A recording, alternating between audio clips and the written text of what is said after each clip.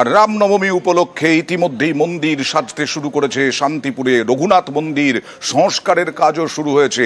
শান্তিপুরের ছবি দেখুন, শান্তিপুরে এই হচ্ছে রঘুনাথ মন্দির। এই রঘুনাথ মন্দিরের সংস্কার হচ্ছে, মন্দিরে নতুন শেড হচ্ছে, বিধায়ক তহবিলের টাকাতেই মন্দিরের উন্নয়ন। কদিন পরেই রামনবমী। শান্তিপুরে অত্যন্ত প্রাচীন এই রাম মন্দির, প্রায় 350 বছরের পুরনো, মোদক সম্প্রদায়দের দ্বারা এটা প্রতিষ্ঠিত হয়েছিল। তাই তাদের দীর্ঘদিনের দাবি ছিল বিধায়কের কাছে যে এখানে একটা সুন্দর শেড হোক। তাই সেই কাজটা প্রায় দেখতে সম্পূর্ণ পাওয়ার পথে, দেখতেও আসা। পৌরসভা এবং বিধায়ক দুজনে মিলে এই মন্দিরকে উন্নয়নের দিকে এগিয়ে নিয়ে যাচ্ছে। মন্দির নিয়ে রাজনীতি করছেন, সাধারণ মানুষকে বোকা বানাচ্ছেন, খুব ভালো, স্বাগত আপনাদের। কিন্তু শান্তিপুরের মানুষ অত বোকা নয়। শান্তিপুরের মানুষ উন্নয়নটা দেখি ভোট দেবে। যিনি এমএলএ তার কাছে আবেদন ছিল এবং আমরা খুবই সন্তুষ্ট।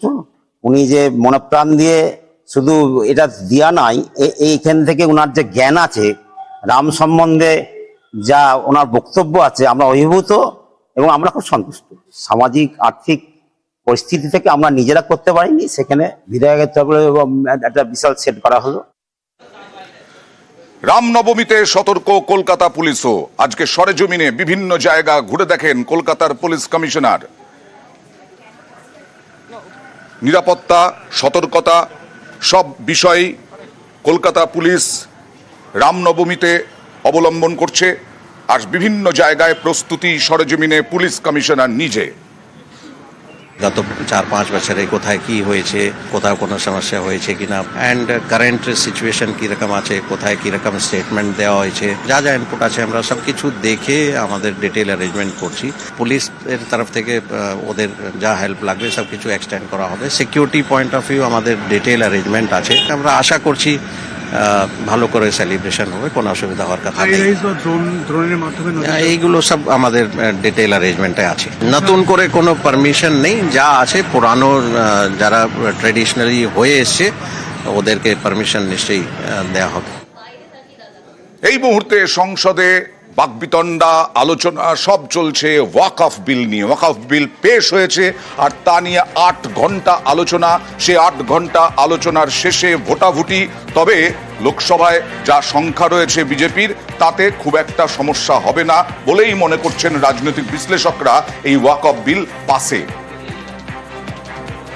आपके द्वारा ये बिल जॉइंट पार्लियामेंट्री कमेटी को दिया गया, जिसका विपक्ष का भी बड़ा आग्रह था। कमेटी ने इस पर सुविचारित रूप से अपना मत प्रकट किया। कमेटी के जो सुझाव थे ये भारत सरकार की कैबिनेट ने स्वीकार किए। मान्यवर, मैं नहीं मानता इसमें कोई लोकतांत्रिक कमेटी है मान्यवर, जो दिमाग चलाती है। कांग्रेस के जमाने में कमेटियां होती थी जो थप्पा लगाती थी। हमारी कमेटी चर्चा करती है, चर्चा के आधार पर विचार करती है और परिवर्तन करती है। अगर परिवर्तन को स्वीकार ही नहीं करना है तो कमेटी काहे को लिए है भाई? On behalf of All India Trinamool Congress, under the leadership of the Mamata Banerjee, I strongly oppose the bill in entirety.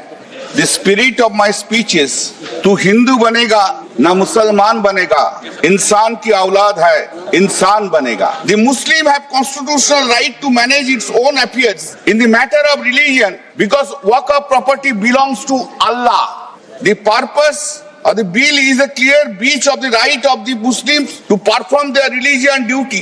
The bill hits basic structure of the constitution. Parliament is now encroaching upon the power of the state legislation in deciding the question of the land and building of the Waqf. Thus, it is completely unconstitutional and divorce the Article 246 sub-Article 3 of the Constitution of India.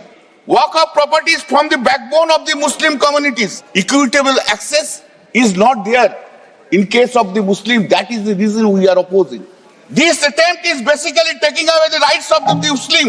Practicing Islam for at least 5 years is a precondition for making Waqf is thoroughly unreasonable. Under the scheme of the Constitution of India, no person can be compelled to practice his own religion. You are trying to take away the basic reason of all the judgments of the Supreme Court. This is not correct and this is bad. আর এই বিল নিয়ে আক্রমণ করলেন মুখ্যমন্ত্রী মমতা বন্দ্যোপাধ্যায়ের। নাম না করে বিজেপিকে আক্রমণ বিভেদের রাজনীতির। My parliament members also, they are fighting for Waqf today because The Jumla party is only one point program to divide the country, and they believe only divide and rule policy. What we don't. আমাদের constitution আমরা মানি, আগে কনস্টিটিউশনকে শ্রদ্ধা করো, তারপরে কারো অধিকার কেড়ো। এবার অবশ্যই আমার বাংলায় যেতে হবে ঢোলাহাটে। গতকাল যেভাবে 8 জনের মৃত্যু হয়েছে, তারপর তদন্তে উঠে আসছে 2022 সালে গ্রেফতার হয়েছিল এই চন্দ্রকান্ত, তারপরে লাইসেন্স চেয়েছিল, আবার 2023-এ লাইসেন্স পায়নি। তারপরেও কিভাবে এইরকম রমরমিয়ে ব্যবসা করছিল চন্দ্রকান্ত বণিক, কারো চোখে পড়ল না। দেখুন,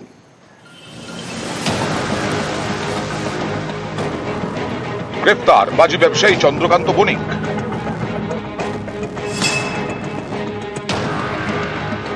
দক্ষিণ 24 পরগনার পাথর প্রতিমার ঢোলাহাট, এখানকার দক্ষিণ রায়পুর চন্দ্রকান্ত দুটি বাজি কারখানা, দুটোই বেআইনি, তার বাজি কারবারও বেআইনি। পুলিশের দাবি 10 বছর ধরে বাজির কারবার করছে চন্দ্রকান্ত বণিক।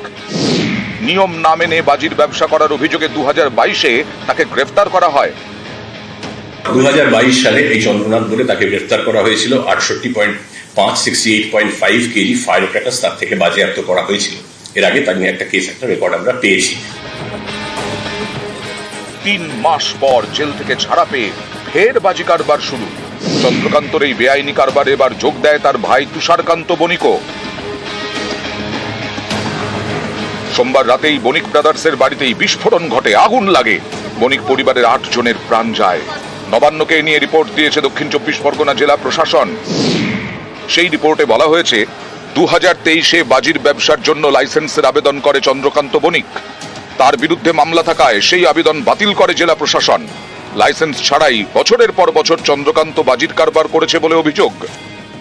ট্রেড লাইসেন্স বোমা বাঁধার জন্য তো ট্রেড লাইসেন্স সাধারণত দেওয়া হয় না, এটা তো পঞ্চায়েতকে এই ধরনের কোনো লাইসেন্স দিতে পারে, তার আগে ফায়ার ব্রিগেড বা অন্যান্য কিছু থাকবে, তবে তো ট্রেড লাইসেন্সটা পঞ্চায়েত দেবে। আপনি তো সদস্য, আপনি তো জানবেন না, সব কথা এখানে আমার দ্বারা কি জানা সম্ভবপর বলে। আমি কিন্তু এর নামে 2বার থানাতে কমপ্লেন করেছিলাম এবং 2বারই অ্যারেস্ট হয়েছিল। কি করে বলবো বলুন, ট্রেড লাইসেন্স কিভাবে করেছে?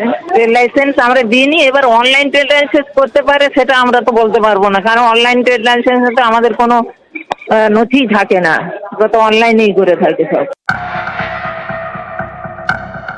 ট্রেড লাইসেন্স নিয়ে তো বাজির কারখানা করা যায় না, আর বাজির কারখানায় শুধুই গ্রিন ক্র্যাকার তৈরি করা যায়, অর্থাৎ পরিবেশ বান্ধব বাজি, কিন্তু ঢোলাহাটে তা হতো না। ফরেনসিকের রিপোর্টে বলা হয়েছে ঢোলাহাটের বিভিন্ন জায়গায় প্রচুর পরিমাণ বাজি ও বারুদ মজুদ ছিল।